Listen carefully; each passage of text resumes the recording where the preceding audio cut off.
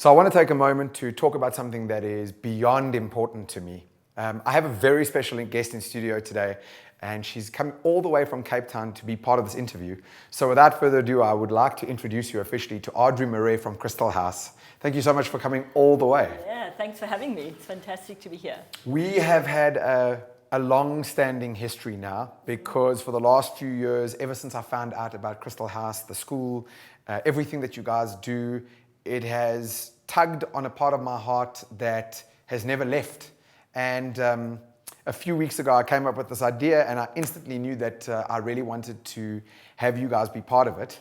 So I'm just so excited that you made it. Before we get into anything, I just want to ask you a question that I always ask everybody, which is, for the people who don't know who Adri Marais is, who the hell are you, and what is the value that you add to the world?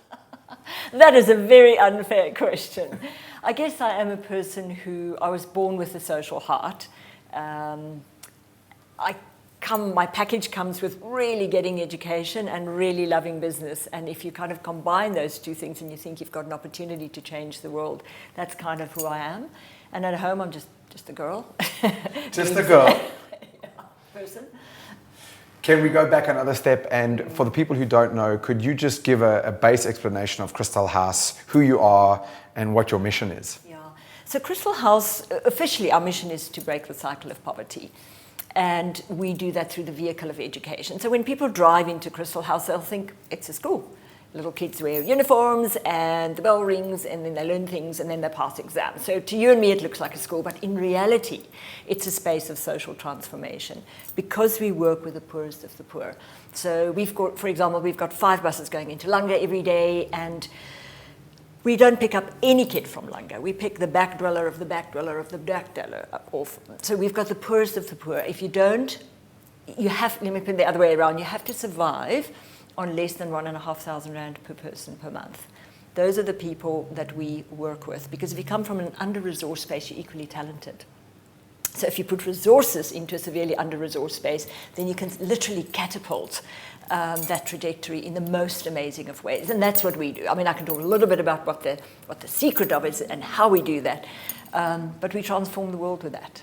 Yeah, so what happened was, I found out about you guys, it was probably about 3 or 4 years ago. Right. And what really hit me was, at the time, I had started Suits and Sneakers about 6 years ago with this mission on 3 ends. I wanted to help become the ambassador for informal learning using the internet. I wanted to help companies reimagine the future via informal learning. But also, I had a similar, or if not the same, mission to you, excepting I had no clue how to get there. How do we fix education in South Africa where we negate the disparity between the rich and the poor? Exactly. And so I knew I wanted to do this, but I had no clue how we were going to get there. And then when I was introduced to your school, it was like, these are the guys that we have to support, because my plan was always a long-term plan, whereas I was like, here's something that I can do here and now. Yeah.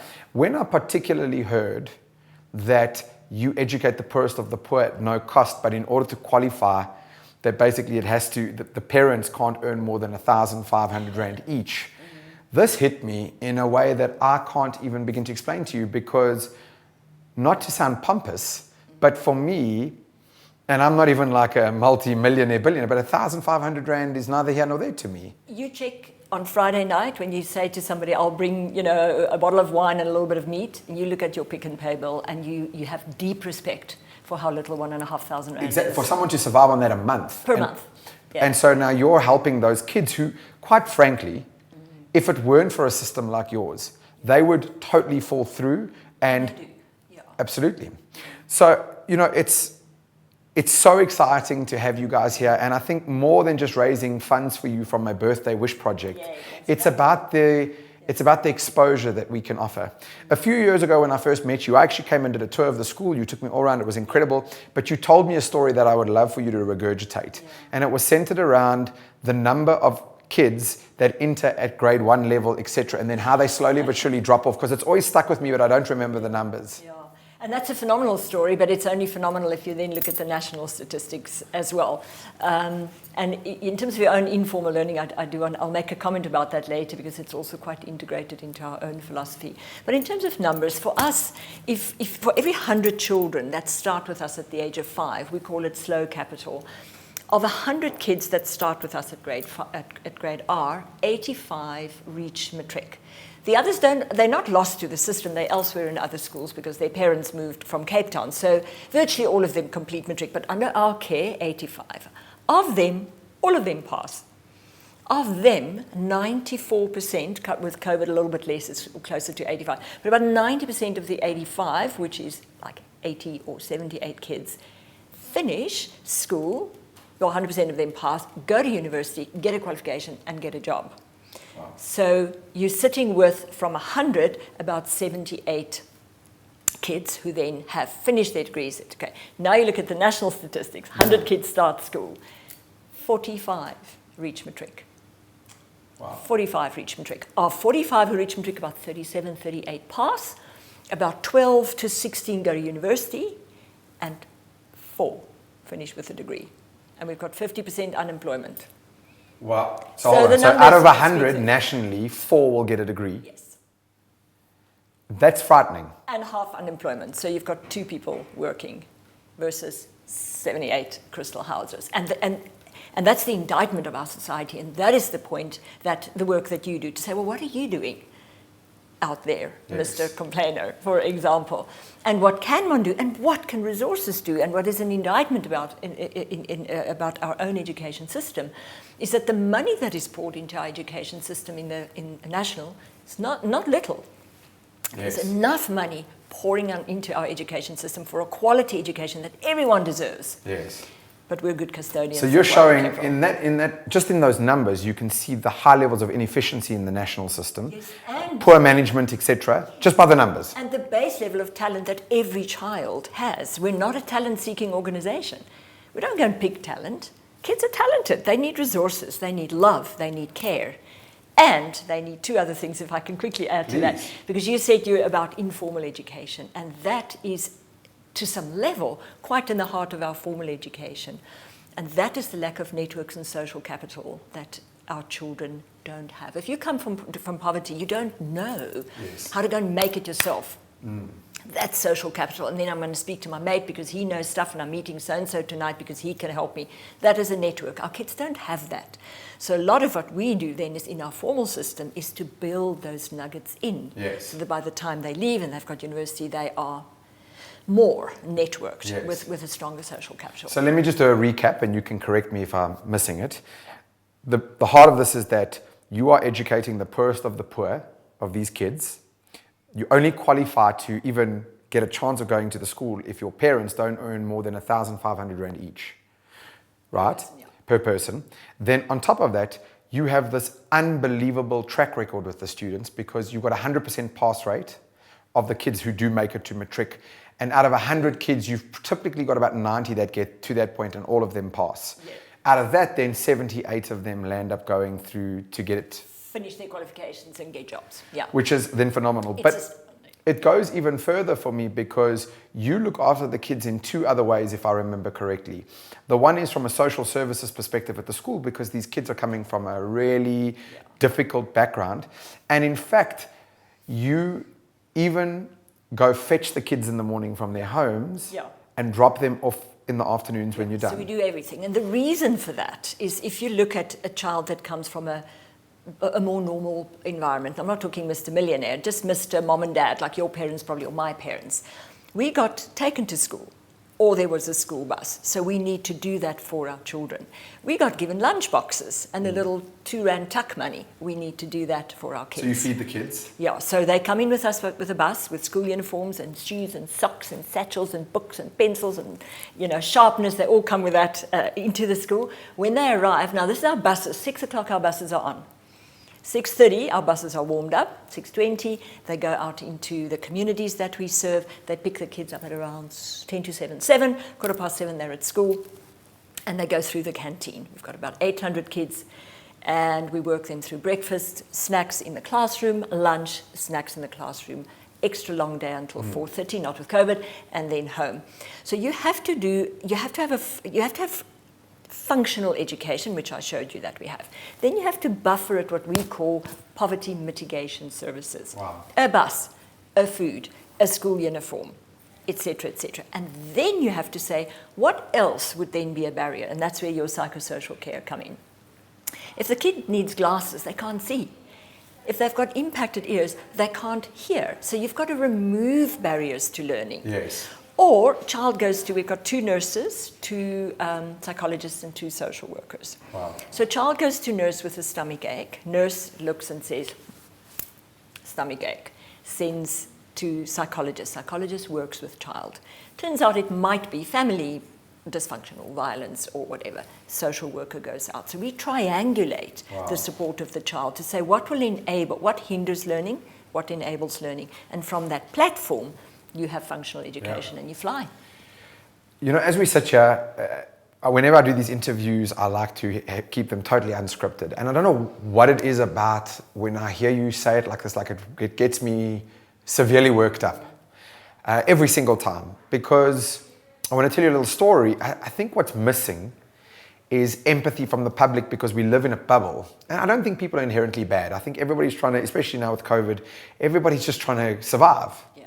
But, you know, I'm really lucky in the way that you speak about that. I don't come from money in any way, but I never had to worry about, do I have school shoes or do I have to eat? Or like they're just things that it was never on my radar to begin with. So I never had to worry. I was free to play sport. It wasn't like there was loads of money. I could get whatever I want, but I was just free to focus on being a kid. Yeah.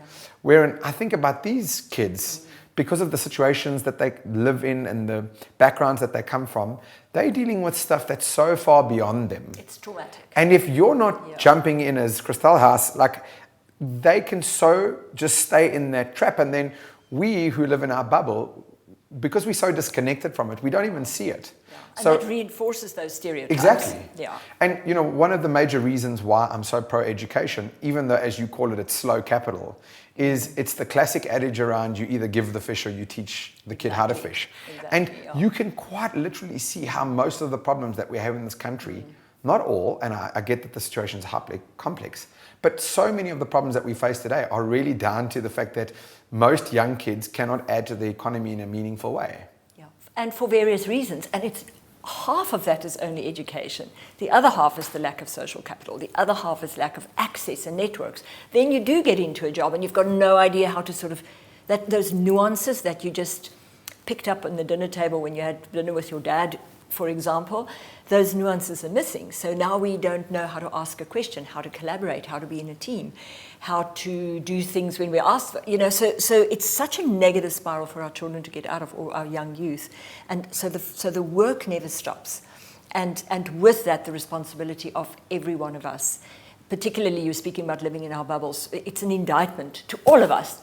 All of us who stop by the traffic light and we just check that the car door is locked and the windows are up. What are we doing to break those barriers down? What is it that stops us from looking into somebody's eye and saying, I see you, actually, human? And what does that mean? Yeah. Okay, so, I mean, is there anything else that maybe I haven't brought up that you think people need to know, and then I'll kind of close off? I'll say one thing. I think we've covered absolutely everything, but one of the bylines that we work with in our school is that we say that we are character-based and career-focused. I just want to quickly mention that.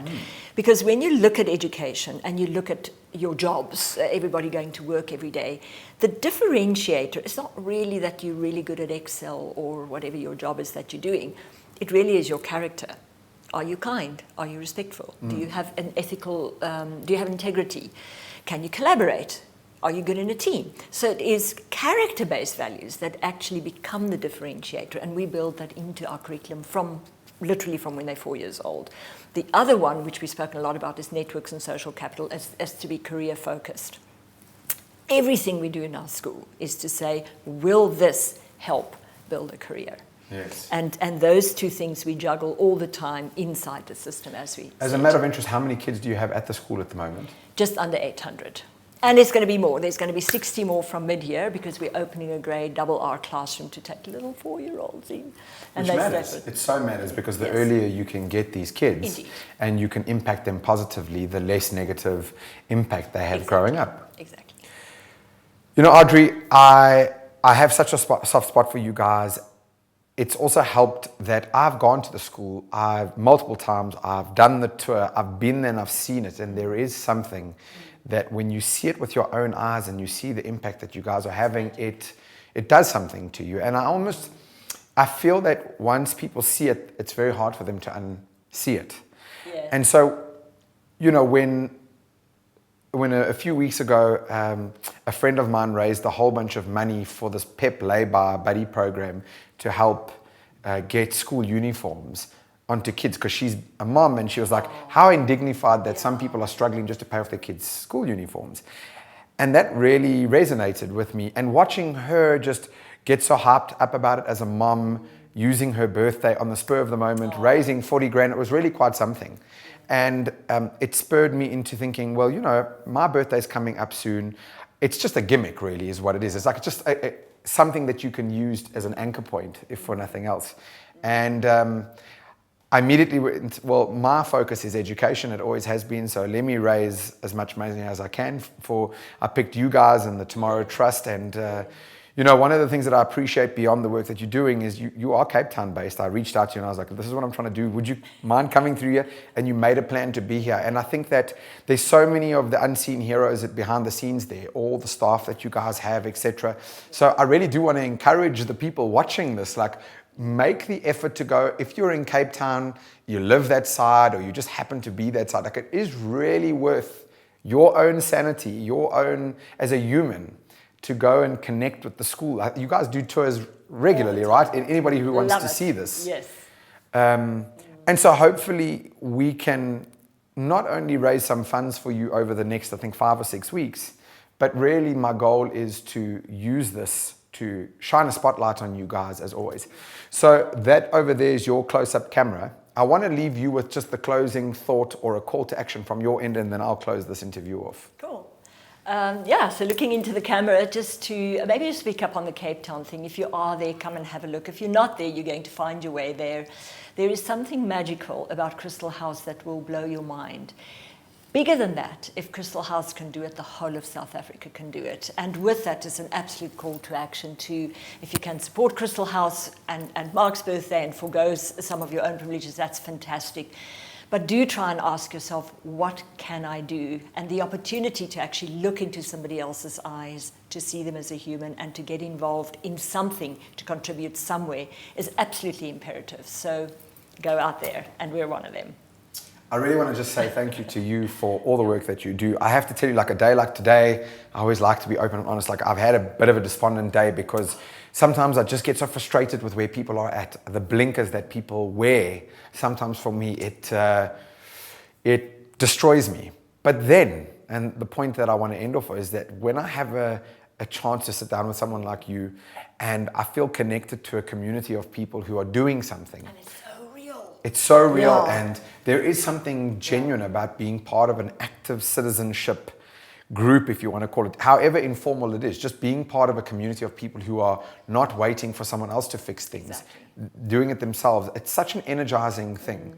So really, guys, my call to action to you is this. Like I said, the Birthday Wish Project is really just a gimmick, if you want to call it that. You give it a brand and a name and a look and a feel and an occasion. You know, on the 1st and 2nd of May, we've got these 3 events. And so basically on the 1st of May, you can come run with us. There's an entry fee of 150 Rand. It's virtual. So if you don't run with us, you can run anywhere. This means anyone in any part of the country or any part of the world can do it. You can do it by yourself if you want. You can gather friends. The same thing goes for the Sunday morning where we're just doing a hike. We're just trying to create events, I guess, that are easy instead of people handing over their money. The Sunday afternoon of the 2nd of May, I'm hosting a little birthday party, but it's in Johannesburg, so it is location-based. Or you can just donate. But even if that doesn't sit with you for whatever reason, the thing that you can do is you can use these social channels to spread the word on a video like this that just helps other people see behind the scenes of what a special group of people are doing. So I really want to say thank you if you've actually taken the time to watch this. I really appreciate it. It's heartfelt from myself and to Adri for you making all your way from Cape Town to Joburg just for this interview. Thank you. Really means the world to me. It just deepens the bonds that we already have. And I don't know what happens in the next 5 or 6 weeks, but I know that it's better to do something than for nothing. So thank you for being part of this. Guys, thank you over and out. I'll chat to you another time. Thank you very much. Thanks very much. Fantastic.